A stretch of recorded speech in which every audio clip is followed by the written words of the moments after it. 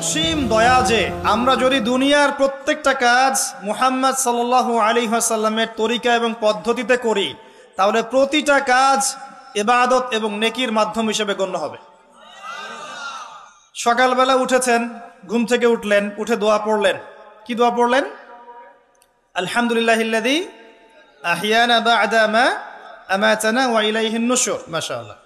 ঘুমানোর সময় কি পড়েছিলেন?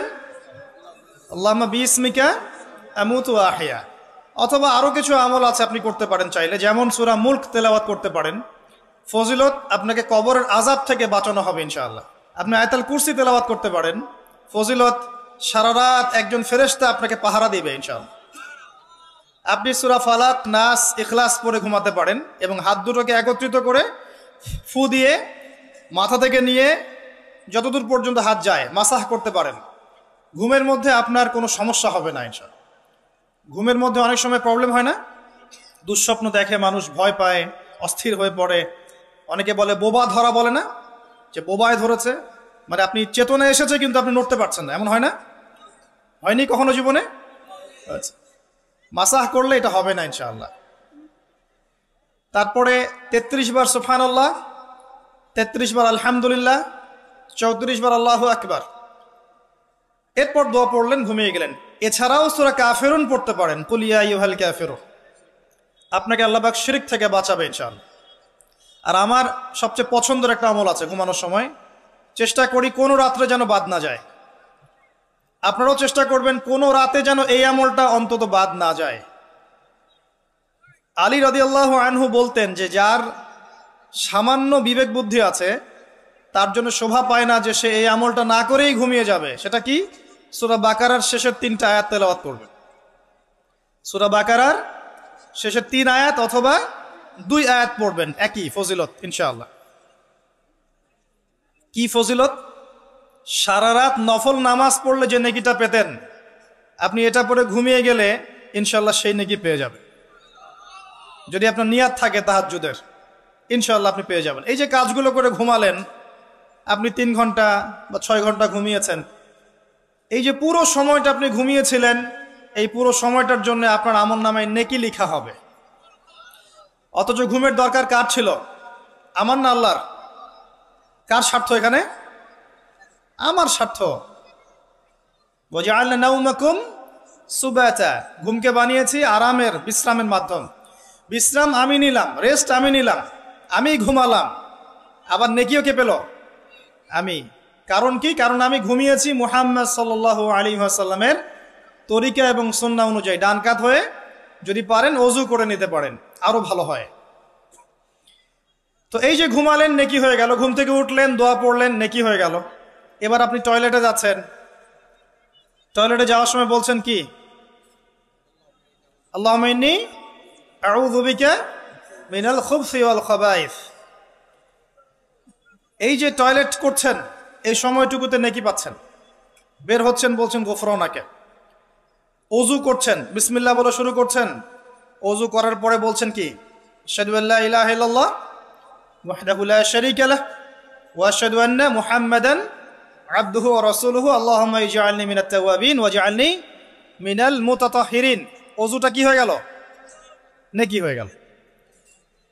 এভাবে আপনি নামাজে যাচ্ছেন। এবার এই যে মসজিদে যাচ্ছেন পায়ে হেঁটে, প্রত্যেক পদক্ষেপে আপনার গুনাহ মাফ হচ্ছে, প্রত্যেক পদক্ষেপে আপনার নেকি হচ্ছে এবং রহমত বরকত হচ্ছে। এছাড়াও আপনার মর্যাদা আল্লাহর কাছে বাড়ছে। সলাতে নামাজ, মানে জামায়াতে সলাত পড়ছেন, নর্মালি নামাজ পড়লে আপনি যে নেকি পেতেন তার চাইতে 25 বা 27 গুণ বেশি পাচ্ছেন। এবং একটা সামাজিক ঐক্য গড়ে উঠছে। সামাজিক ঐক্য, মুসলিমদের মধ্যে ভেদাভেদহীন একটা সাম্যের সমাজ গড়ে উঠছে নামাজের মধ্য দিয়ে, তাই নয় কি? নামাজটা নেকি। নামাজ শেষ হয়ে গেল, আপনি এখন বসে বসে জিকির আজগার করছেন। নামাজের পরে জিকির আছে না? নাকি ইমাম সাহেবের সাথে একটা মোনাজাত দিয়েই চলে যাবেন? কি করবেন? তাসবিহ তাহলিল নাই? আস্তাগফিরুল্লাহ আস্তাগফিরুল্লাহ আস্তাগফিরুল্লাহ নাই? আল্লাহুম্মা আনতাস সালাম ওয়া মিনকাস সালাম তাবারাকা ইয়া যাল জালালি ওয়াল ইকরাম নাই? আল্লাহুম্মা আইন্নি আলা যিকরিকা ওয়া শুকরিকা ওয়া হুসনি ইবাদাতিক নাই? আয়াতুল কুরসি নাই? ফালাক, নাস, ইখলাস অনেক তাসবিহ তাহলিল আছে। 33 বার সুবহানাল্লাহ, 33 বার আলহামদুলিল্লাহ, 33 বার আল্লাহু আকবার, কালিমা শাহাদাত আছে না? এবং আপনি দোয়াও করবেন, কারণ ফরজ সালাতের পরে দোয়া কি হয়? কবুল হয়। তো এই যে নামাজটা আপনি পড়লেন, নেকি হয়ে গেল মাশাআল্লাহ। তাসবিহ তাহলিল করছেন, আপনি নেকি পাচ্ছেন, আলহামদুলিল্লাহ। এরপরে আপনি কোথায় যান? হয় পড়াশোনা করতে যান, অথবা আপনি স্কুল কলেজে যাচ্ছেন, অথবা মাদ্রাসায়, অথবা বাসায় পড়াশোনা করেন, অথবা ব্যবসায় যান, চাকরিতে যান, প্রশাসনের কাজে যান, রাষ্ট্রের কাজে চলে যান, এই তো করেন। দিনটা এভাবে শুরু হয় না? এখন যদি পড়াশোনার সেকশনে আপনি যান, স্টুডেন্ট হন আপনি, এবং আপনার পড়াশোনার উদ্দেশ্য যদি হয় যে আমি জ্ঞান অর্জন করব, এই উদ্দেশ্যে এই জ্ঞানকে কাজে লাগিয়ে আমি দিনের খেদমত করব, এই জ্ঞানটাকে কাজে লাগিয়ে কি করব? দিনের উপকার করব, দিনের খেদমত করব, মানুষের উপকার করব, জাতির, দেশের, আপনার উম্মার, জনগণের কল্যাণ করব, ভালো কিছু করব। আপনার এই জ্ঞান অর্জনটা কি হবে জানেন? ইবাদত, এবং এটা বড় ইবাদত। আমলের চেয়ে ইলমের মূল্যটা বেশি। আল ইলমু ক্বাবলা আল কওলি ওয়াল আমাল, কথা কাজের আগে হচ্ছে জ্ঞান। আর যারা মাদ্রাসায় পড়বেন এই উদ্দেশ্যে যে আমি এই জ্ঞান অর্জনের মধ্য দিয়ে উম্মাকে সংস্কার করব, নিজে দিন জানবো, মানুষকে দিন প্রচার করব, এবং দিনের প্রচার প্রসার প্রতিষ্ঠায় আমি আমার জায়গা থেকে ভূমিকা রাখবো। আমি মুহাদ্দিস হব, মুফাসসির হব, আমি ইনশাআল্লাহ বড় আলেম ফকি হব। অহংকার করব না, মানুষকে সঠিক দিনটা জানানোর জন্য, আল্লাহর সন্তুষ্টির জন্য আমি দিন শিখব। ইবাদত হবে না? এবং তার মর্যাদা এত বেশি হবে, এত বেশি হবে। নবী সাল্লাল্লাহু আলাইহি ওয়াসাল্লাম বলেছেন, সাধারণ মানুষের উপরে নবী সাল্লাল্লাহু আলাইহি ওয়াসাল্লামের যে মর্যাদা, ইবাদত গুজারদের উপর আলেমের সেই মর্যাদা। এবং এই জ্ঞান অর্জন করতে গিয়ে আপনি যখন পা ফেলছেন, বাড়ি থেকে বের হচ্ছেন, আপনার পায়ের নিচে ফেরেশতারা সম্মানের পাখা বিছিয়ে দিবে। এমনকি আসমান জমিনের সমস্ত সৃষ্টি, এই গর্তের মধ্যে যে পিপিলিকা আছে, পিঁপড়া, এবং সমুদ্রের নিচে যত মাছ আছে, সমস্ত প্রাণী ওই আলেমের জন্য ইস্তেগফার করতে থাকে, ক্ষমা প্রার্থনা করতে থাকে। এই ফজিলত অন্য কোথাও পাবেন না। এমনকি যতক্ষণ সে ইলম অর্জনের পথে আছে, সে আল্লাহর রাস্তাতেই আছে, ফি সাবিলিল্লাহ সে কাজ করছে। আপনি যদি জেনারেল লাইনেও পড়াশোনা করেন, কিন্তু আপনি চিন্তা করছেন আমি এই পড়াশোনা দিয়ে দেশের, জাতির, উম্মার, মানবতার কল্যাণে কাজ করব, দিনকে এগিয়ে নিব। একজন মেডিকেল ডক্টর, তিনি দিনের খেদমত করতে পারেন না? একজন ইঞ্জিনিয়ার, তিনি দিনের খেদমত করতে পারবে না? একজন ভালো সৎ পুলিশ অফিসার পারবে না? পারবে না? একজন ভালো সেনাবাহিনীর মেজর জেনারেল পারবে না? একজন সামাজিক নেতা পারবে না? একজন এমপি মন্ত্রী পারবে না? একজন পলিটিশিয়ান উম্মার খেদমত করতে পারবে না? সবাই সবার জায়গা থেকে পারবে। আল্লাহ এমনভাবে দিনটাকে সৃষ্টি করেছে। ইসলাম এত প্রশস্ত একটা দিন যে মানুষ বিভিন্ন জায়গায় থাকবে, সে তার জায়গায় থেকেই দিনের খেদমত করতে পারবে ইনশাআল্লাহ। একজন শিক্ষক পারবে না দিনের খেদমত করতে? একজন ভালো অর্থনীতিবিদ পারবে না? সবাই পারবে। শুধু প্রয়োজন কি জানেন? দিনটা বোঝা, নিজের উপর আমল করা, এবং দিন প্রতিষ্ঠার ফিকির থাকা। একজন ডক্টরের কাছে রোগী আসছে, প্রত্যেকটা রোগী দেখছেন, দেখার সময় খালি বলছেন যে ভাই 5টা ওয়াক্ত নামাজটা ঠিক মতো পড়েন, আপনার শরীর ভালো, রিপোর্ট খুব ভালো আছে, মাঝে মাঝে একটু রোজা রাখেন। ডাক্তারের কথা শুনবে না রোগী? শুনবে না?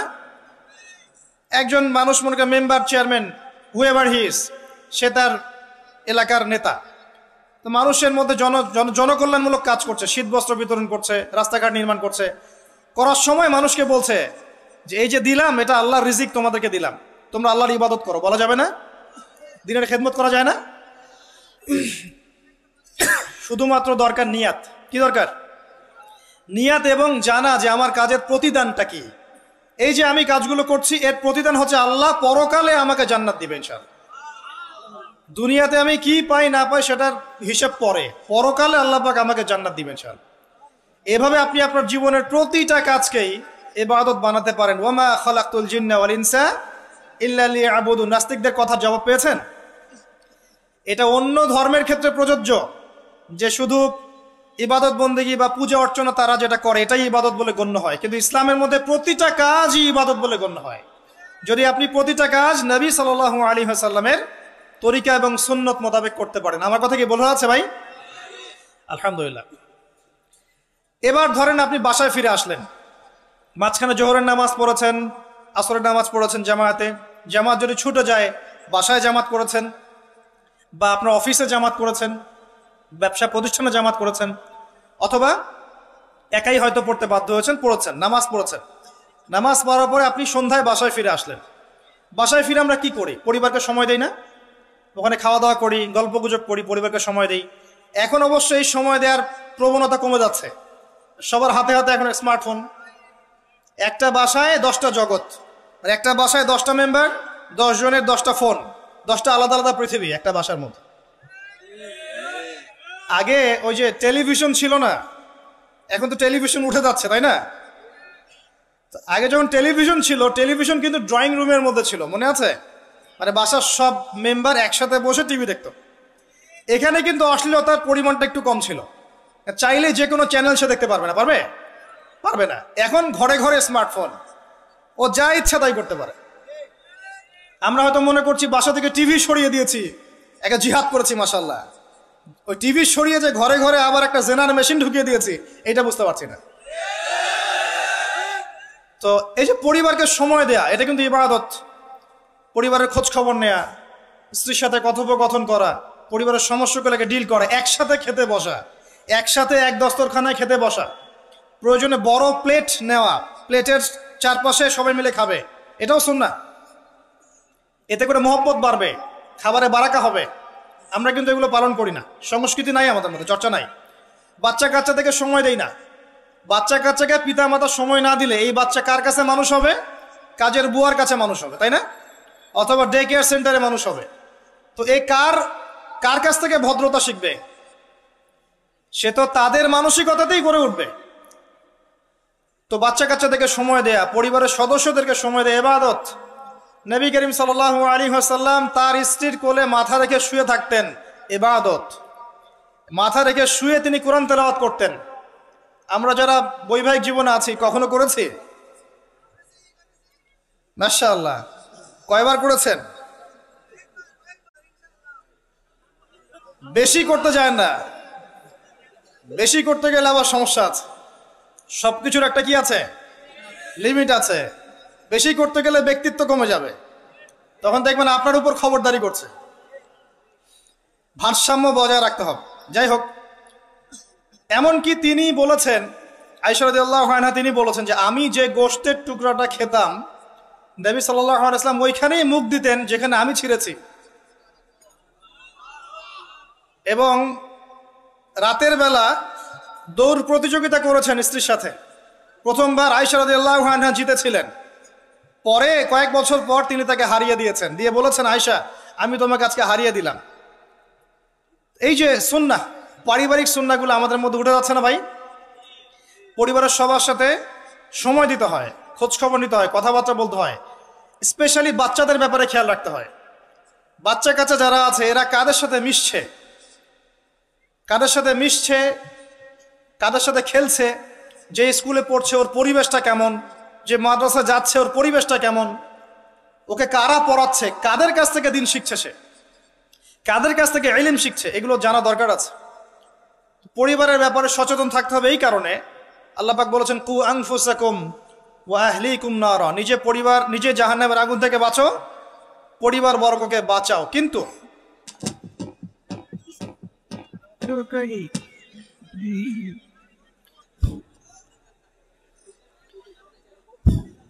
এখানে একটা কথা আছে যে সবার পরিবার কিন্তু একরকম হবে না। হয়তো স্ত্রী কথা শুনবে না, পিতামাতা কথা শুনবে না, সন্তান সন্ততি কথা শুনবে না। এক্ষেত্রে আপনার জন্য হেদায়েত কোথায় জানেন? ওই যে নূহ আলাইহিস সালামকে দেখেন, 950 বছর দাওয়াতি কাজ করেছিলেন, তার সন্তান কিন্তু ঈমান নিয়ে আসে নাই, তার স্ত্রী কিন্তু ঈমান নিয়ে আসে নাই। অতএব আপনি ঈমানদার হলেই যে সবাই আপনার কথা মেনে নেবে এমনটাও নয়, কিন্তু দাওয়াত দিতে হবে, চেষ্টা করতে হবে। এরপর যদি না করে, তাদের লাকুম দীনুকুম ওয়ালিয়া দিন, তুমি তোমার হিসাব দিবা, আমি আমার হিসাব দিব। চেষ্টাটা বড় কথা। লূত আলাইহিস সালামের স্ত্রী ঈমান নিয়ে আসে নাই। আবার ফেরাউনের ঘরে দেখবেন ঈমানদার মহিলা পাবেন, আছে না? ফেরাউনের ঘরে ঈমানদার মহিলা থাকতে পারে। আজকে আমরাও দেখি বাংলাদেশের প্রেক্ষাপটে পরিবারের কর্তারা অনেকেই ফেরাউনের মতো আচরণ করেন, কিন্তু স্ত্রীরা মাশাআল্লাহ ইমানদার। এমন অনেক অনেক দেখা যায় যে এক্সকিউজ আমাদের কাছে আসে যে পরিবারের কর্তা ইসলাম পছন্দ করে না, কিন্তু স্ত্রী পর্দা করতে চায়, মেয়েরা পর্দা করতে চায়, দিন শিখতে চায়, পরিবারের কর্তারা সুযোগ দেয় না। এমন অনেক অবজেকশন কিন্তু আসে আলেমুল আমাদের কাছে। তো মনে রাখবেন, সব সময় যে পরিবার সবার একরকম হবে এমনটা জরুরি নয়। পরিবার নূহের মতো হতে পারে আলাইহিস সালাম, লূত আলাইহিস সালামের মতো হতে পারে, আবার মুহাম্মদ সাল্লাল্লাহু আলাইহি ওয়াসাল্লামের মতোও হতে পারে। আমাদের কাজ হচ্ছে পৌঁছে দেয়া, তা'মুরুনা বিল মা'রুফ ওয়া তানহাউনা আনিল মুনকার, এতটুকু। আপনি আপনার অধীনস্থদের উপরে কঠোর হতে পারবেন, যেমন আপনার স্ত্রী এবং সন্তান সন্ততি। কিন্তু আপনার বাবা নামাজ পড়ে না, যার বয়স 60 বছর, আপনি কি তাকে পিটাতে পারবেন? পারবেন না। কিন্তু আপনার সন্তানের বয়স 12 বা 15, সে নামাজ পড়ে না, আপনি তাকে মারতে পারবেন? পারবেন না। এই হলো অবস্থা। পরিবারকে সময় দিতে হবে তাদের হেদায়েতের জন্য, এটা কিন্তু ইবাদত। এমনকি স্ত্রীর সাথে যে সময়টা আপনি কাটাচ্ছেন, অন্তরঙ্গ সময়, এটার জন্যও আপনি নেকি পাবেন। সাহাবায়ে কেরাম বললেন, ইয়া রাসূলুল্লাহ সাল্লাল্লাহু আলাইহি ওয়াসাল্লাম, এই কাজটা তো আমরা প্রবৃত্তির মানে যে তাড়না, এটা নিবারণ করতে গিয়ে কাজটা করি, এর জন্যও কি নেকি পাবো?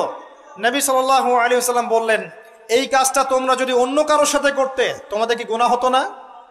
সাহাবীরা বললেন, হ্যাঁ গুনাহ হতো। অতএব এই কাজ তুমি যদি স্ত্রীর সাথে করো, ইনশাআল্লাহ তুমি নেকি পাবে। সন্তানদেরকে বড় করছি, এই সন্তানদেরকে এই নিয়াতে বড় করতে হবে যে এরা বড় হয়ে আল্লাহর দ্বীনকে এগিয়ে নিবে, আল্লাহর পথে দায়ী হবে, আলেম হবে, মুজাহিদ হবে, মুহাদ্দিস হবে, মুফাসসির হবে, তারা দ্বীনের খেদমত করবে।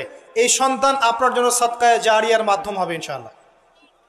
কিছু না হোক সন্তান ভালো মানুষ হবে, তার দ্বারা কেউ ক্ষতিগ্রস্ত হবে না, সে মানবতার কল্যাণে কাজ করবে, আপনি ওই সন্তানের জন্য নেকি পাবেন ইনশাআল্লাহ তাআলা।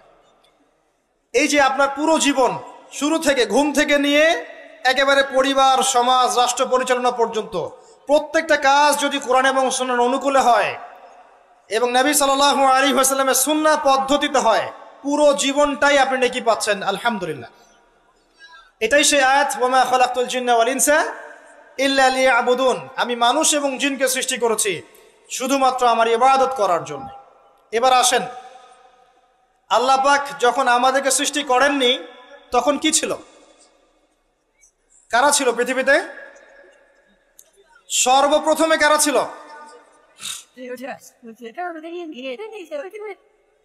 পৃথিবীতে আমরাই প্রথম প্রজাতি নই। আমরা তো এখন মনে করি যে পৃথিবীটা আমাদের, তাই না? আমরা এলিয়েন খুঁজে বেড়াই অন্য গ্রহে প্রাণী আছে কিনা, অথচ বোকা মানুষরা নিজেই জানে না যে এই পৃথিবীর আমরাই বাসিন্দা ছিলাম না, আমাদেরকে জান্নাত থেকে এই পৃথিবীতে পাঠানো হয়েছে। এই পৃথিবীতে আমরা ছিলাম না, এই পৃথিবীতে অন্য প্রজাতি ছিল, অন্য মাখলুক ছিল। আল্লাহু আ'লাম বিসওয়াব, তারা কারা ছিল? প্রথমে আল্লাহ একা ছিলেন, কেউ ছিল? হুয়াল আউয়াল, তিনি প্রথম, এবং সবশেষে আল্লাহ পাক একা থাকবেন, কেউ থাকবে? কুল্লু মান আলাইহা ফান, আছে না আয়াত? প্রথমে আল্লাহ একা ছিলেন, শেষেও আল্লাহ একা থাকবেন। হুয়াল আউয়াল ওয়াল আখির ওয়াজ যাহির ওয়াল বাতিন ওয়া হুয়া বিকুল্লি শাইইন আলিম। আল্লাহ একা ছিলেন, এরপরে আল্লাহ পাক সৃষ্টি করেছেন আরশ। আরশ মানে আল্লাহ পাক বিশাল সৃষ্টির মধ্যে সবচেয়ে বড় সৃষ্টি হচ্ছে আরশে আজিম। এই আরশে আজিমের নিচে আল্লাহ পাক ছায়া দিবেন কিয়ামতের মাঠে। কয় শ্রেণীর ব্যক্তিকে? 7 শ্রেণী না 6 শ্রেণী? কয় শ্রেণী? হ্যাঁ, 7 শ্রেণী। তার মধ্যে 1 শ্রেণী হচ্ছে তারা যারা তাদের যৌবন কালটাকে আল্লাহর পথে বিলিয়ে দিয়েছে। এই একটা হাদিসই যথেষ্ট যুবক ভাইদের জন্য, যুবতীদের জন্য, যারা তাদের যৌবন কালটাকে আল্লাহর পথে বিলিয়ে দিয়েছে, এদেরকে আল্লাহ পাক তার আরশের ছায়ায় ছায়া দিবেন। ওই দিন ওই ছায়া ছাড়া কোনো ছায়া থাকবে? আল্লাহ পাক আরশ সৃষ্টি করেছেন, আরশটা ছিল পানির উপরে। কার উপরে? কানা আরশুহু আলাল মা, তার আরশটা ছিল পানির উপরে। এরপর আল্লাহ পাক 6 দিনে সৃষ্টি করেছেন পুরো মহাবিশ্ব। কয় দিনে? 6 দিন। আমাদের দিনের মতো দিন না, আল্লাহর কাছে শুধু এই যে কিয়ামতের দিনটাই আমাদের হিসেবে 50,000 বছরের সমান।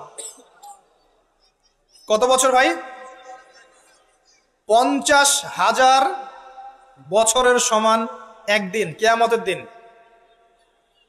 কিয়ামতের দিনের কি দরকার ছিল? কি মনে হয় আপনাদের? কিয়ামতের দিনের কি দরকার ছিল? ছিল। যদি কিয়ামতের দিন না থাকতো তাহলে পৃথিবীর সব জালেম পার পেয়ে যেত। কিয়ামতের দিন আছে বলেই কোনো জালেম পার পাবে না ইনশাআল্লাহ। কোনো মাজলুমের চোখের প্রাণে বৃথা যাবে না ইনশাআল্লাহ, কারণ কিয়ামতের দিন আছে। এটা হচ্ছে মাজলুমের আশার দিন আর জালেমের জন্য হতাশার দিন। কিয়ামতের দিন না থাকতো তাহলে সমস্ত খুনি, ব্যভিচারী, ধর্ষণকারী, জালেম, ফাসেক, আল্লাহদ্রোহী সবাই পার পেয়ে যেত না। আল্লাহ পাক পার দিবেন না বলেই কিয়ামতের দিন রেখেছেন। ছোটবেলায় আমরাও মনে করতাম যে মানুষের জন্ম নিয়েছে, কি ভুলটা করলাম, হিসেব নিকেশ, জান্নাত জাহান্নাম, কত সমস্যা। যত দিন যাচ্ছে বুঝতে পারছি যে ভাগ্যিস কিয়ামতের দিন বলে একটা দিন আছে, না হলে জালেমের এই জুলুমের কোনো বদলা হতো না, আর মাজলুম তার অধিকার ফিরে পেত না।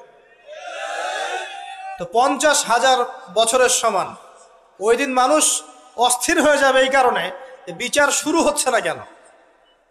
একবার আদম আলাইহিস সালামের কাছে দৌড় দিবে, একবার নবী নূহ, একবার মূসা, একবার ঈসা, একবার ইব্রাহিম, সবাইকে রিকোয়েস্ট করবে মানুষ দলে দলে গিয়ে যে আল্লাহকে বলেন অ্যাটলিস্ট বিচারটা যেন শুরু করেন উনি।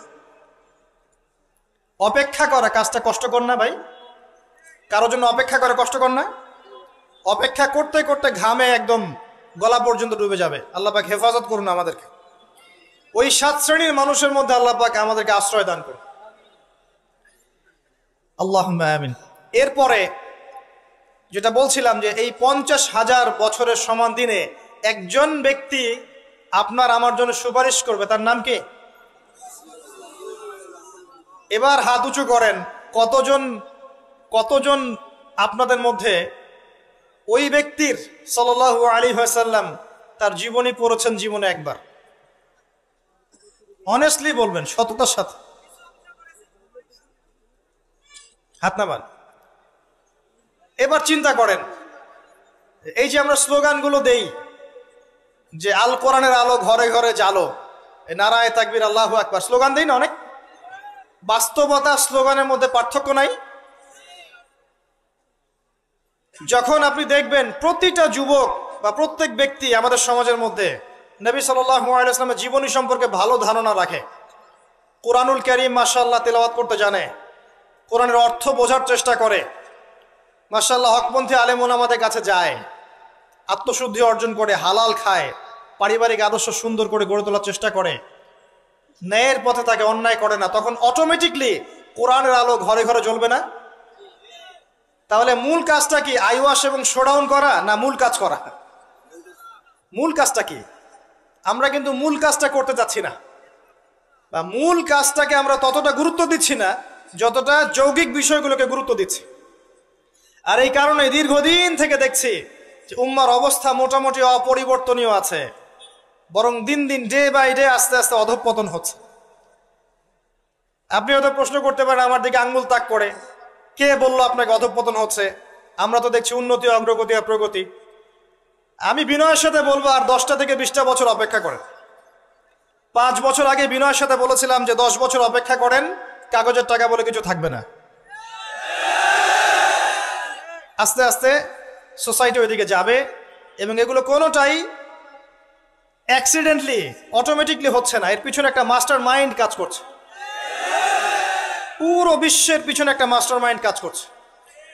একটা সভ্যতা চাচ্ছে সারা বিশ্বের মানুষ ওর দাস হয়ে থাক, এবং তাদের এক একটা এজেন্ডা আস্তে আস্তে বাস্তবায়িত হচ্ছে। এবং মাশাআল্লাহ আমরাও হালুয়া রুটি এবং সামাই খাচ্ছি, মাশাআল্লাহ আমরাও খাচ্ছি খোরমা, জিলাপি, হালুয়া রুটি, সামাই, এগুলো আমরাও খেয়ে যাচ্ছি মাশাআল্লাহ। আল্লাহ পাক আমাদের হৃদয়ের চোখগুলো যেন খুলে দেন, আল্লাহুম্মা আমিন। ক্যাশলেস সোসাইটি চায় তারা, ক্যাশলেস সোসাইটি, মানে সোসাইটির মধ্যে কোনো ক্যাশ থাকবে না, ডিজিট থাকবে, খালি ডিজিট। খালি কলা কিনবেন, আপনি 40 ডিজিট পাস করে দিবেন, এন্ড কলাওয়ালা 40 ডিজিট পেল, ওর দরকার এখন ধরেন মাছ, ও 40 ডিজিটের মাছ কিনবে। মাছওয়ালার দরকার মনে করেন চাল, ও 40 ডিজিটের চাল কিনবে। ডিজিট ঘুরবে, খালি সংখ্যা খালি ঘুরতে থাকবে হাত থেকে হাত। এমন একটা মানি আপনাদেরকে দিবে, এমন একটা মুদ্রা দিবে আপনাদেরকে, যে মুদ্রা ধরতেও পারবেন না, পকেটেও রাখতে পারবেন না। এখন তো ধরতে পারেন, পকেটে রাখতে পারেন, একটা সময় আসবে মুদ্রা ধরতেও পারবেন না, পকেটেও রাখতে পারবেন না। এবং এগুলোর মান তারা নিয়ন্ত্রণ করবে। যখন দেখবে যে আপনার মধ্যে তাওহীদ বেশি আছে, ইসলামের চেতনা বেশি আছে, দ্বীনের ফিকির বেশি, ইসলাম ইসলাম করছেন, আপনার মান কমে যাবে টাকা। যদি দেখে আপনার মধ্যে দাসত্ব আছে, ওরা যা বলছে আপনি সামিআনা ওয়া আতা'না বলছেন, ইয়েস স্যার করছেন, আপনি উন্নতি, অগ্রগতি, প্রগতি পাবেন। হ্যাঁ, যারা এগুলো লঞ্চ করছে তারা আবার তাদের সম্পত্তিগুলোকে গোল্ড এবং সিলভারে কনভার্ট করছে অলরেডি। দেখেন বড় বড় ওদের ব্যাংকগুলোকে দেখেন, সব গোল্ড এবং সিলভারে কনভার্ট করছে। ওই ইসরায়েলের দিকে তাকিয়ে দেখেন, ও তার সমস্ত সম্পত্তিগুলোকে, বেশিরভাগ সম্পত্তিগুলোকেই সাস্টেইনেবল গোল্ডের কনভার্ট করছে। ও আমাদের মতো বোকা নয়। শোনেন কেমন বোকা নয়, বিগত 70 বছরে মুসলিমদের নাকের ডগার উপরে বসে 4টা যুদ্ধে মুসলিমদেরকে পরাজিত করে দিয়েছে ইসরায়েল।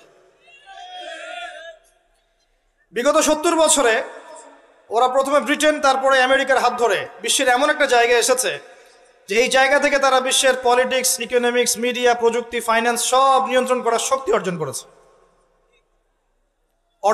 অলরেডি। আপনি ভাবছেন করবে?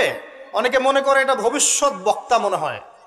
আমি বলছি যে বর্তমান সম্পর্কে আপনি খবর রাখেন না বলেই বর্তমানকে আপনার ভবিষ্যৎ মনে হচ্ছে। এটা বর্তমান, এটা ভবিষ্যৎ না।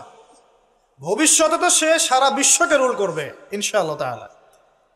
না হলে তো সে মাসিহুদ দাজ্জালের ফলোয়ারই হতে পারবে না। আর দাজ্জাল তো সারা বিশ্বকে শাসন করবে এবং তাকে ফলো করবে জিউসরাই। তবে হ্যাঁ, এটা আমরা জানি কোরআন এবং হাদিস থেকে আলহামদুলিল্লাহ যে ওদের এই দমন, পীড়ন, জুলুম এবং শাসনটা চিরস্থায়ী হবে না ইনশাআল্লাহ। এটা একটা সাময়িক সময় জুড়ে থাকবে, এরপরে আল্লাহ পাক পৃথিবী থেকে এটাকে সরিয়ে দিবেন ইনশাআল্লাহ। কিভাবে সরাবেন? ওই যে লোহিত সাগরে আল্লাহ পাক যেমন করে বনু ইসরায়েলকে ধাওয়া করছিল ফেরাউনের বাহিনী, মনে আছে? লোহিত সাগরে আল্লাহ পাক ফেরাউনের বাহিনীকে একত্রিত করেছেন, ডুবিয়ে দিয়েছেন, দেন নাই? আল্লাহ পাক সেম সুন্নাহ অ্যাপ্লাই করেছেন প্যালেস্টাইনের ক্ষেত্রে। আল্লাহ পাক সমস্ত জালেমদেরকে ওখানে একত্রিত করেছেন ধ্বংস করার জন্য।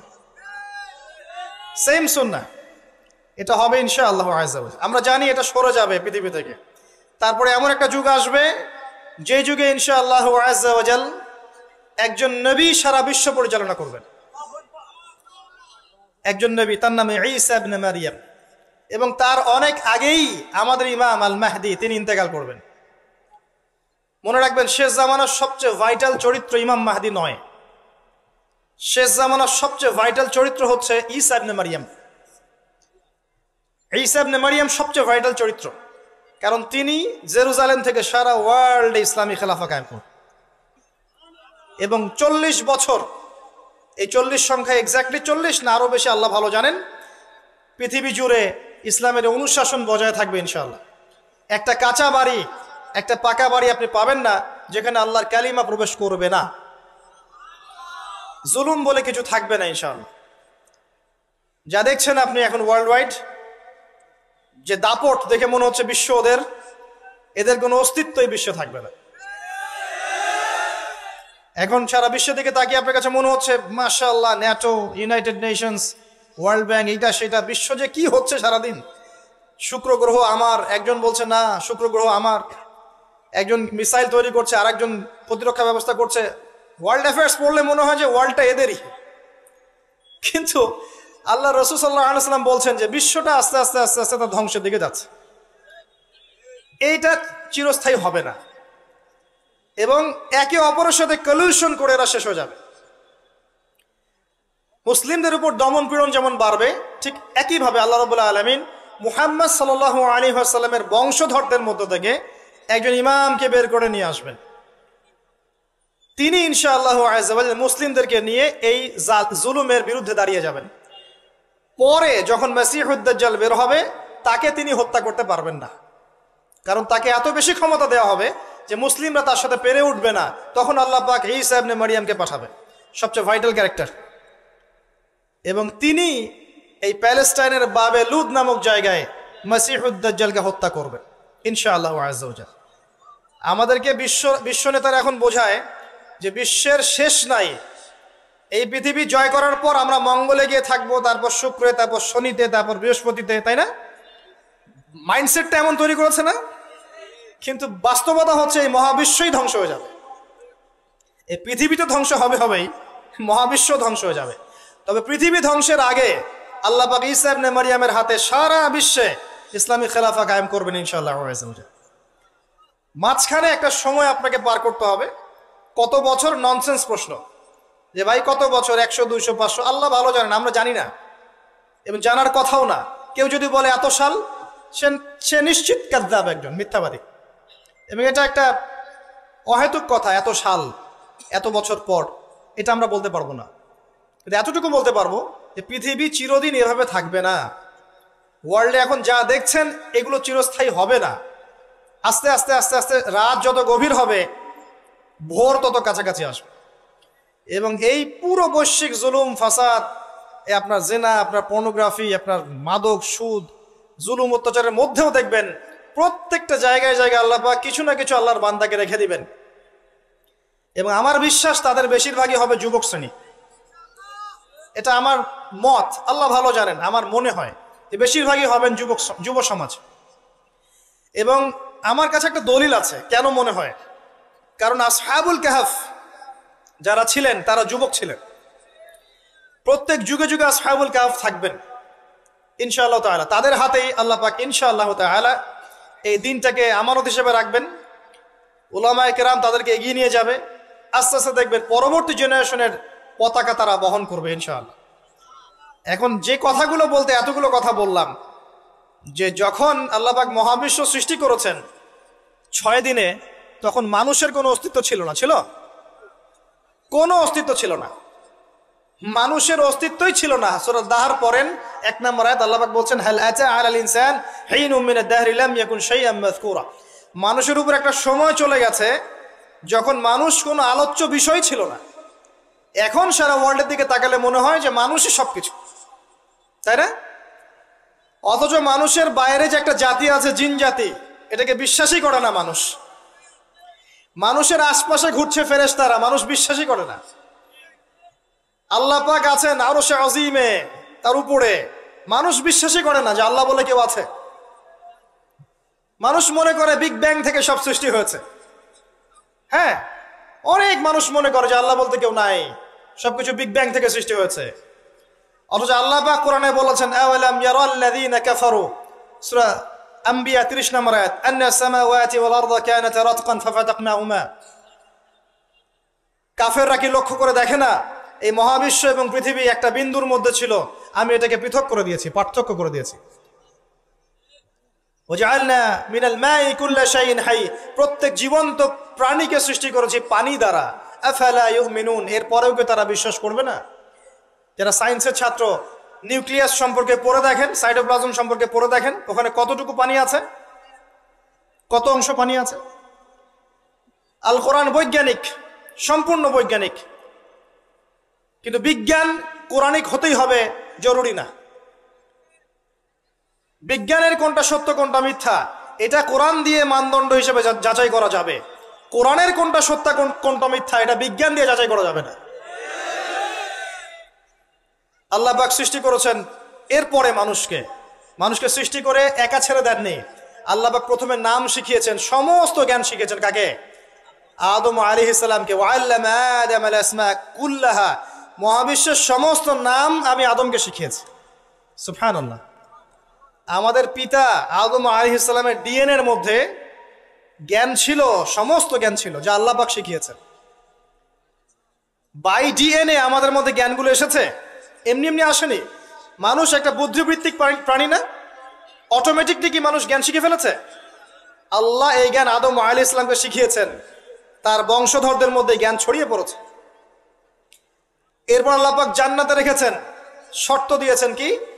ওয়ালা তাকরাবু ওয়ালা তাকরাবা হাযিহিশ শাজারা, তোমরা দুজন এই গাছের কাছে যাবে না। পরীক্ষা, গাছটার নাম কি? এটা হচ্ছে ওই প্রশ্নের মতো ঈসা আলাইহিস সালাম কবে আসবেন। গাছটার নাম কি, এটা ওই প্রশ্নের মতো যে দাজ্জালের আসল নাম কি হবে, ইমাম মাহাদি কত সালে আসবেন, এগুলো ওই প্রশ্নের মতো যে ওই গাছটার নাম কি ছিল। প্রয়োজন নাই গাছের নামের আমার। গাছটা ছিল একটা টেস্ট, পরীক্ষা। গাছের কাছেও যেও না। চলে গেলেন, কার প্ররোচনা চলে গেলেন? ইবলিস। তার নাম কি? ইবলিস। আচ্ছা, ইবলিস আমল করতো না? ইবলিস ফেরেশতাদের সর্দার ছিল না? কি কারণে আল্লাহ পাক তাকে বহিষ্কার করলেন? অহংকার, রাইট। আবা ওয়াস্তাকবার, সিজদা করি নাই। খলাকতানি মিন নার ওয়া খলাকতাহু মিন তিন, আমাকে সৃষ্টি করেছেন কি দিয়ে? আগুন। তাকে সৃষ্টি করেছেন মাটি। এটাকে বলে আত্ম অহংকার, ইগো। মনে রাখবেন, আপনার যত বড় সার্টিফিকেট থাকুক, কেমব্রিজ থেকে, অক্সফোর্ড থেকে, হার্ভার্ড থেকে, বা দারুল উলুম থেকেই, যদি আপনার কাছে অনেক বড় বড় সার্টিফিকেট থাকে কিন্তু মনের মধ্যে অহংকার থাকে, আপনার মনের মধ্যে নূর আসবে না। যদি আসতো তাহলে ইবলিসের মনে আসতো। তার জ্ঞানের কোনো কমতি ছিল না। ওয়াস্তাকবার, সে অহংকার করেছিল। আর অহংকার কাকে বলে? মাতারুন নাস, মাতারুল হক ওয়া গামতুন নাস, সত্যকে প্রত্যাখ্যান করা এবং অন্যদেরকে ছোট করা, আন্ডার এস্টিমেট করা। আর আমাদের সংস্কৃতি এখন হচ্ছে অন্যকে আন্ডার এস্টিমেট করা। আমাদের চরিত্রই হয়ে গেছে এমন, গীবত, তোহমত, অপবাদ, সমালোচনা, কাদা ছড়াছড়ি, চুল ছেঁড়াছেড়ি, এগুলোই সংস্কৃতি। যতক্ষণ আমরা এই কাজগুলো করতে থাকি ততক্ষণ ওই যে ইসরায়েল, সে আরো 10টা মিসাইল বানিয়ে ফেলে। এই জন্যই বলি যে আমরা মাঝে মাঝে জিলাপি খাই, খোরমা খাই, আর তারা তাদের কাজের দিকে এগিয়ে যায়।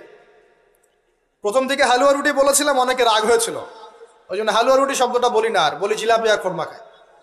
এখন অনেকে রাগ হয় না। তো বাস্তবতা এমন ভাই, শোনেন, এই জায়গায় 1 মিনিট সময় দেন। একটা সময় ছিল, এই জায়গাটা খুব ভালো করে শোনেন। একটা সময় ছিল, আবু বকর সিদ্দিক রাদিয়াল্লাহু আনহুর যুগ, ওমর ইবনুল খাত্তাব, উসমান বিন আফফান, আলী ইবনে আবি তালেব, উমাইয়া খেলাফত, আব্বাসীয় খেলাফত, ফাতেমি, মামলুক, কর্ডোভা, উসমানীয়, এই যে খেলাফত ছিল।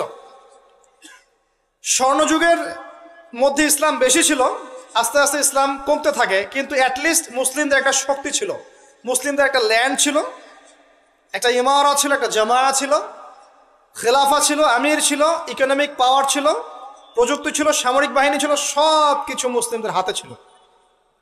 এরপর একটা যুগ আসলো, এই যুগের বয়স বেশি দিন না, 100, 200, 300 বছর। এই লাস্ট 200-300 বছরে দেখবেন আপনি নো স্টেট, কোনো স্টেট নাই। যেগুলো আছে সেগুলো টুকরা টুকরা, পিস আপ করা, ব্রিক্স অ্যান্ড পিসেস, মানে টুকরায় টুকরায় ভাগ করা হয়েছে। কারোর সাথে কারো মহব্বত নাই। মানে ওই দেশের মানুষ মরলে এই দেশের মানুষ হাসে। এখানে আঘাত আসলে ওরা বলে যে আমি তো বাংলাদেশি না, তো বাংলাদেশের ব্যাপারে আমার নাক গলানোর দরকার নাই। তারপরে যদি সিরিয়ায় কেউ বোম মারে, পাকিস্তানের কেউ বলে ওরা তো সিরিয়ার মানুষ, আমাদের সাথে কি সম্পর্ক। প্যালেস্টাইনে কেউ মা বোনদের ইজ্জত নিলে ইরাকের মানুষ বলে যে ওরা তো প্যালেস্টাইনের, আমরা তো ইরাকের। ইউনাইটেড কোনো ফর্ম নাই, প্রথম কথা। না কোনো ইউনাইটেড নেশন, না কোনো খেলাফা, না আমির, না সবার মাঝে একটা হৃদ্যতা, না ইকোনমিক কোনো বেস, না স্বতন্ত্র মিডিয়া প্রযুক্তি, স্বতন্ত্র সিস্টেম, স্বতন্ত্র political system, economic system, media, প্রযুক্তি, আপনার সমরাস্ত্র, ওভারঅল যে বিষয়গুলো আমাদের ছিল স্বর্ণযুগে, এগুলো লাস্ট 200-300 বছরে অনেকটা কমে গেছে। এবং যখন কমে গেছে, এই সময়টুকুর মধ্যে ইসলামের বিরোধী শক্তি যারা আছে, স্পষ্ট প্রকাশ্য বিরোধী শক্তি যারা ভিতরের বাইরের, এরা এই প্রত্যেকটা সেক্টরে উন্নতি করেছে। আর আমরা এই মূল জিনিসগুলো দিকে ফোকাস না করে পড়েছিলাম কোথায়? আপোষের গীবত, আমাদের তহমত, আপোষের কাদা ছড়াছড়ি। একটা নেশনের মধ্যে সবাই ভাই না আমরা? একটা নেশন, মানে একটা নেশনে কি থাকে? ল্যান্ড থাকে, ভূখণ্ড লাগে, সার্বভৌমত্ব লাগে, জনসংখ্যা লাগে, তারপর কি লাগে? এগুলো লাগে না? সরকার লাগে। 4টা ফর্ম, 4টা বিষয় দরকার হয়। রাষ্ট্রের সঙ্গে এগুলো পাবেন। ওভারঅল দেখবেন গভর্নমেন্ট থাকবে, প্রশাসন থাকবে, জনগণ থাকবে, আলেমোলামা থাকবে, যুব সমাজ থাকবে, তরুণ প্রজন্ম থাকবে, যুবতীরা থাকবে, বাচ্চা কাচ্চা থাকবে। এই হচ্ছে আপনার প্রজন্ম, একটা নেশন। এই নেশনের সবাই আমরা একে অপরের ভাই নই? আমরা সবাই এক জাতি না? নাকি সবাই সবাই শত্রু? আমরা কি কেউ কারো শত্রু? আমরা সবাই সবাই ভাই না? আমরা সবাই কিন্তু একটা জাতি। খেয়াল করে দেখেন এখন এই এক জাতির কনসেপ্টটার মধ্যে কত ভাটা পড়েছে। এক ধর্মনেতা আর এক ধর্মনেতাকে দেখতে পারে না, এক বক্তা আর এক বক্তার সমালোচনা না করলে ভাত হজম হয় না, এক ভাই একটা দল করে আরেক ভাই আরেকটা দল করে, এই ভাই এই ভাইয়ের ক্ষতি না করতে পারলে ঘুম হয় না। আমরা কি আপোষেই লড়াই করছি না? আমরা কি একে অপরের সাথে লড়াই করে সময় নষ্ট করছি না? পক্ষান্তরে আমাদের স্পষ্ট যারা শত্রু দেখেন ওয়ার্ল্ড ওয়াইড, তারা কি একত্রিত হয়ে আমাদের বিরুদ্ধে নাই? এই সহজ বাংলা কথাটা আমাদের বুঝে কেন আসে না যে আমরা সবাই এক, আমরা সবাই মুসলিম, এটাই আমাদের মৌলিক পরিচয়। আমরা সবাই মুসলিম, এটা আমাদের মৌলিক পরিচয়। আমাদের মধ্যে আল্লাহ পাক কাউকে কর্তৃত্ব দিয়েছেন, কাউকে অধীনস্থ করেছেন, কাউকে আল্লাহ পাক ইলম দিয়েছেন, জ্ঞানের শরীয়তের কাউকে দেন নাই, কাউকে তরুণ বানিয়েছেন, কাউকে তরুণী বানিয়েছেন, কাউকে বৃদ্ধ বানিয়েছেন, কাউকে যুবক বানিয়েছেন। কেউ ঘর সামলাচ্ছে, কেউ সমাজ সামলাচ্ছে, কেউ অর্থনীতি সামলাচ্ছে, কেউ রাষ্ট্র সামলাচ্ছে। সবাই কি আমরা একে অপরের ভাই নই? নাকি আমরা সবাই একে অপরের শত্রু? আমরা কি করেছি? আপোষে, লড়াইয়ে, সমালোচনায়, ইখতিলাফে, গীবতে, তহমতে এতটা সময় পার করেছি যে এই সময়টুকুর মধ্যে ওরা অনেক দূর এগিয়ে গেছে এবং এই এগিয়ে যাওয়াটা ওদের আরো বাড়তে থাকবে। কারণ কিছু পাপের শাস্তি আমাদেরকে পেতে হবে দুনিয়ায়, কিছু ভুলের শাস্তি আমাদেরকে দুনিয়ায় পেতে হবে ইনশাল্লাহ। এরপর একটা প্রজন্ম আসবে যারা এই ভুলগুলো করবে না ইনশাল্লাহ। বিশ্বাস করেন, এরপরে ইনশাল্লাহ এমন কোন প্রজন্ম আসবে, ইস্তাবদিল কওমান গায়রাকুম। আল্লাহ পাক বলেছেন, তোমরা যদি দায়িত্ব পালন না করো তোমাদেরকে আমি সরিয়ে দিয়ে নতুন সম্প্রদায়কে নিয়ে আসবো। সুম্মা লা ইয়াকুনু আমসালাকুম, তারা তোমাদের মতো হবে না। আল্লাহ পাক এরপরে এমন জেনারেশন নিয়ে আসবেন ইনশাআল্লাহ, দেখবেন তারা সবাই তাওহীদপন্থী হবে, তারা সুন্নতপন্থী হবে, তারা হালাল খাবে, হারামে যাবে না, তারা পারিবারিক আদর্শ ঠিক রাখবে ইনশাআল্লাহ। তাদের যুব সমাজকে দেখবেন আল্লাহর জন্য নিজের জীবন কোরবানি করার জন্য প্রস্তুত থাকবে। দেখবেন তাদের তরুণদের সাথে প্রবীণদের একটা সুন্দর সমন্বয় থাকবে। তরুণ থেকে নেতৃত্ব দেবে প্রবীণরা, দেখবেন তরুণরা এগিয়ে যাবে। দেখবেন তারা ছোট ছোট বাচ্চারা এক একটা ডিনামাইট হয়ে গড়ে উঠবে ইনশাল্লাহ। অপেক্ষা করতে থাকেন, সময় আসবে এক সময় ইনশাল্লাহ, হতাশ হবেন না। মাঝখানের এই সময়টুকুতে প্রথম কাজ হচ্ছে পরিস্থিতি বোঝা, মৌলিক কাজগুলোর দিকে ফোকাস করা, এবং যে কাজগুলো মৌলিক নয়, গৌণ কাজ, এগুলোর দিকে বেশি ফোকাস না করা, মূল কাজের দিকে ফোকাস করা। মূল কাজ হচ্ছে সবাই আমরা ভাই ভাই, আপোষে ঐক্যবদ্ধ থাকতে হবে। বা ঐক্যবদ্ধ থাকার জন্য সবাইকে নতুন দল খোলার দরকার নাই, খালি মন থেকে বিশ্বাস করে নেন যে সে আমার ভাই, ব্যাস। খালি মন থেকে মনে করে নেন যে সবাই আমার ভাই, দেখবেন মনের মধ্যে ঐক্য হয়ে গেছে। ঐক্যটা মনের ব্যাপার, ঐক্যটা মনের ব্যাপার, এটা কিন্তু ফিজিক্যাল বিষয় নয়। মন থেকে বিশ্বাস করে নেন যে আমরা যারা তাওহীদপন্থী আছে, মুসলিম আছে বাংলাদেশের, সবাই আমরা ভাই। এমনকি বিশ্বের যারা আছে, যারা নির্যাতিত নিপীড়িত, ওরা আমার উম্মার বাইরে কেউ না, ওরা আমার উম্মারে অন্তর্ভুক্ত। চিন্তা জগতে পরিবর্তন আনেন, মৌলিক কাজে আসেন, পড়াশোনা করেন। খালি নারায়ে তাকবীর আল্লাহু আকবার স্লোগান দিলে আর আল কোরআনের আলো ঘরে ঘরে জ্বালো স্লোগান তুলে আইওয়াজ শোডাউন করলে সব হবে না। বেসিক জায়গায় এসে পড়াশোনা করেন, তরুণ সমাজকে পড়াশোনা করান, ভালো কিছু পড়ান। যারা জেনারেল লাইন থেকে উঠে আসছে এদেরকে ভালো কিছু পড়ান। যারা মাদ্রাসায় পড়ছে প্রয়োজনে, যদি প্রয়োজন হয় তাদের সিলেবাসে কিছু সংস্কার করেন, করে এগিয়ে নেন। উভয়ের মাঝে একটা সমন্বয় সৃষ্টি করেন, উলামায়ে কেরামের মাঝে ঐক্যের চেষ্টা করেন, আপোষে বিভক্তির চেষ্টা করবেন না। যারা হিংসা, গীবত, তমত, সমালোচনার সংস্কৃতি লালন করে ওদেরকে এড়িয়ে যান, ওইদিকে ভ্রুক্ষেপও করবেন না। একটা সেকেন্ড ওদিকে ভ্রুক্ষেপ করবেন, আপনি এক সেকেন্ড পিছিয়ে যাবেন, এগিয়ে যান। তরুণ সমাজ আজকে পর্নোগ্রাফিতে আসক্ত, মাদকে আসক্ত, জুয়া খেলছে, মেয়ে নিয়ে ফুর্তি করছে, টিকটক প্রজন্ম হয়ে গেছে, সারাদিন সেলফোন নিয়ে পড়ে থাকে, কিচ্ছু বোঝে না জীবনের উদ্দেশ্য কি। এদেরকে আল্লাহর দিকে ফেরান, নামাজের দিকে ফেরান, দিনের মেহনত বাড়িয়ে দেন, মসজিদগুলো আবাদ করেন, মাদ্রাসাগুলো গড়ে তোলেন, স্কুল কলেজ নির্মাণ করেন। আমাদের পরবর্তী প্রজন্মের বাচ্চা কাচ্চাদেরকে এমনভাবে পড়াশোনা করান আগামী বিশ্বকে ওরা চ্যালেঞ্জ করতে পারে। আমাদের প্রশাসনে যারা আছে তাদেরকে স্বাধীনভাবে কাজ করতে দেন, ন্যায়পরায়ণের সাথে কাজ করতে দেন, ন্যায় প্রতিষ্ঠা করার সুযোগ তাদেরকে দেন। যারা তাদের উপরে আছেন তাদের মধ্যে ইসলামকে ঢুকিয়ে দেন, আল্লাহর ভয় ঢুকিয়ে দেন, তাকওয়াকে ঢুকিয়ে দেন। তাদের সাথে দ্বন্দ্বে লিপ্ত হবেন না। একটা রাষ্ট্রের মধ্যে অরাজকতা সৃষ্টি করে রাষ্ট্রের কোনো কল্যাণ হয় না, বরং রাষ্ট্রের ক্ষতি হয়। এমন কিছু করতে যাবেন না যাতে করে একটা রাষ্ট্রের জনগণ সরকারের বিরুদ্ধে বিদ্রোহ করা শুরু করছে, এমন কিছু করতে যাবেন না। করতে গেলে উপকারের চেয়ে ক্ষতি বেশি হয়ে যাবে। বরং সৎ কাজের আদেশ, অসৎ কাজের নিষেধের মধ্য দিয়ে কাছে ডেকে ভালোটা বোঝান, এতটুকু দায়িত্ব আপনার। ফাযাক্কির ইন নাফাআতিদ যিকরা ফাযাক্কির লাস্তা আলাইহিম বিমুসাইতির। আল্লাহ যদি তৌফিক দেন, আল্লাহ যদি কবুল করেন, দেখবেন এই মানুষগুলোর মধ্য থেকে উমর রাদিয়াল্লাহু আনহুর মতো মানুষ বের হয়ে যাবে ইনশাআল্লাহ। মনে রাখবেন, উমর ইবনুল খাত্তাব রাদিয়াল্লাহু আনহু অস্ত্র হাতে নিয়ে নবীকে হত্যা করার জন্য বের হয়েছিলেন। আল্লাহ পাক সেই মানুষকে কবুল করে ইসলামের দ্বিতীয় খলিফা বানিয়েছেন, সুবহানাল্লাহ।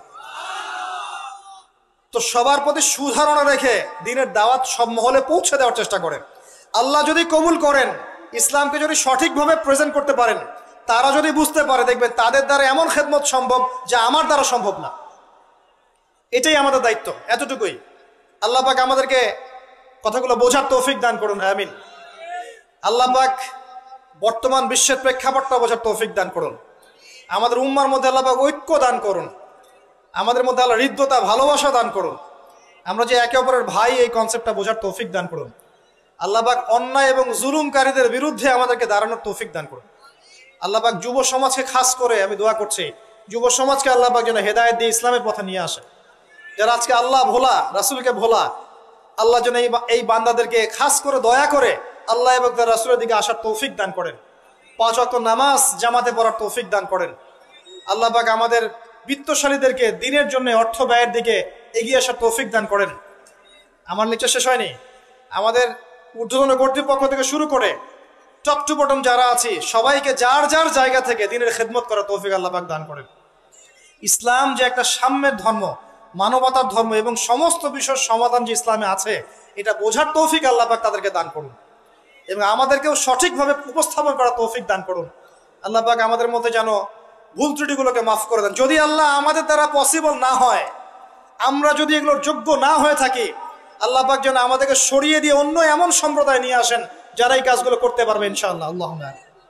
তারপরেও আমরা চাই আল্লাহর জমিনে আল্লাহর দিনটা যেন বিজয় হয়। আল্লাহুম্মা আমিন। শেষ করার আগে আমি আর কিছু কথা বলে শেষ করছি যে আল্লাহ পাক এই দুনিয়ার জীবনে যে মানুষকে সৃষ্টি করে পাঠিয়েছেন ওই জান্নাত থেকে, এমনি এমনি পাঠাননি প্রিয় ভাইয়েরা। সময় আপনি পাবেন সর্বোচ্চ 60, 70, 80, 100 বা 120 বছর, এর বেশি সময় হয়তো আপনি পাবেন না। এই সময়টুকুর মধ্যে আপনার আমার কর্তব্য হচ্ছে জীবনটাকে ভাগ করে ফেলা, জীবনের কোন কোন জায়গায় কাজ করতে হবে ফিক্স করা। মনে করেন আপনার বয়স 30 বছর, শোনেন আপনাদের চেয়ে আমার তারা বেশি আছে, তারপর আমি কথাগুলো বলে যেতে চাচ্ছি। মনে করেন আপনার বয়স 30 বছর, রাত্রে ঠান্ডা মাথায় চিন্তা করেন এই 30 বছরে আপনি কি কি পাপ করেছেন, কাগজে কলমে লিখে ফেলেন। আপনি অনেকগুলো পাপ খুঁজে পাবেন। এই পাপকে 2 ভাগে ভাগ করেন, একটা পাপ আল্লাহর সাথে সম্পৃক্ত, একটা বান্দার সাথে সম্পৃক্ত। যেগুলো আল্লাহর সাথে সম্পৃক্ত, খালি 2 রাকাত নামাজ পড়ে আল্লাহকে বলেন, আল্লাহ, না বুঝে না জেনে শয়তানের প্ররোচনায় পড়ে আল্লাহ জীবনে ভুল করেছেন, আল্লাহ ওয়াদা করছে আজকের পর থেকে কখনোই পাপে লিপ্ত হব না। পড়বেন আস্তাগফিরুল্লাহাল্লাযী লা ইলাহা ইল্লা হুয়াল হাইয়ুল কাইয়ুম ওয়া আতুবু ইলাইহি এবং সাইয়্যিদুল ইস্তিগফার। আপনি বিশ্বাস রাখেন আল্লাহ পাক আপনার সমস্ত গুনাহকে নেকি দিয়ে পরিবর্তন করতে পারেন। আর কিছু পাপ থাকবে মানুষের সাথে সম্পৃক্ত, কারো গীবত করেছেন, কারো টাকা নিয়ে দেন নাই, কারো মাল আত্মসাৎ করেছেন, কাউকে গালি দিয়েছেন, এগুলো মানুষের সাথে সম্পৃক্ত। তাদের কাছে গিয়ে গিয়ে ক্ষমা চাইতে হবে। এরপর আপনি পাপ মুক্ত হলেন। বাকি জীবনটাকে ভাগ করে নেন, বছরকে মাসে ভাগ করেন, মাসকে দিনে ভাগ করেন। ওই যে শুরুতে যে সুন্নাহগুলোর কথা বললাম, 24 ঘন্টা দিন রাতকে সাজিয়ে ফেলেন, সময় নষ্ট করেন না। বাকি যতদিন বেঁচে থাকবেন ডেইলি সুন্নাহ পালন করেন, আদর্শ পরিবারটা গড়েন, হালাল খান, আপনার সন্তানদেরকে বড় করে তোলেন, সমাজের উপকার করেন, রাষ্ট্রের উপকার করেন, জনগণের কল্যাণে কাজ করেন, উম্মার কল্যাণে কাজ করেন। আপনার ক্ষুদ্র ক্ষুদ্র প্রচেষ্টা ইনশাল্লাহ দেখবেন আগামী দিনগুলোতে ইসলামের বড় বিজয় নিয়ে আসবে ইনশাআল্লাহ। এর চেয়ে বেশি কনস্ট্রাকটিভ কোনো কথা বলার মতো জ্ঞানও আমার নাই। আমি ক্ষুদ্র জ্ঞানের মানুষ, আল্লাহ পাক যতটুকু বলার তৌফিক দান করেছেন বললাম। এর মধ্যে যদি ভুল ত্রুটি কিছু বলে থাকে এটা আমার পক্ষ থেকে। আর সঠিক বিষয়গুলো আল্লাহর পক্ষ থেকে। আকুলু কওলি হাযা আস্তাগফিরুল্লাহ লি ওয়া লাকুম ওয়া লিসাইরিল মুসলিমিন বারাকাল্লাহু লানা ওয়া লাকুম বিল আয়াতিল হাকীম ইন্নাহু তাআলা জাওয়াদুন কারীম বার রাউফুর রহিম সুবহানাকাল্লাহুম্মা ওয়া বিহামদিক আশহাদু আন লা ইলাহা